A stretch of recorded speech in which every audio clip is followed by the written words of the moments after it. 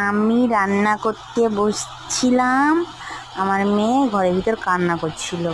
আমার ঘরের বাইরে রান্নাঘরটা এটা, আর এই রান্নাঘরে এসে সে আসবে জেদ করলো, তাই তাকে আমি নিয়ে এলাম।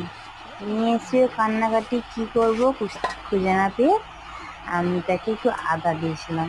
আদা একটু থেতো করে দিতে সে আদা বাটাবাটি করছে একটু আর কি। ওটা নষ্টই হয়ে যাবে প্রায় বলতে গেলে, ওটা আর পাওয়া যাবে না, ওটাই জল দিতে থাকবে আর এ দিতে থাকবে, এইরকমই করতে থাকে। এটা করছে বলে আমি শান্তিটুকু রান্না করতে পারছি।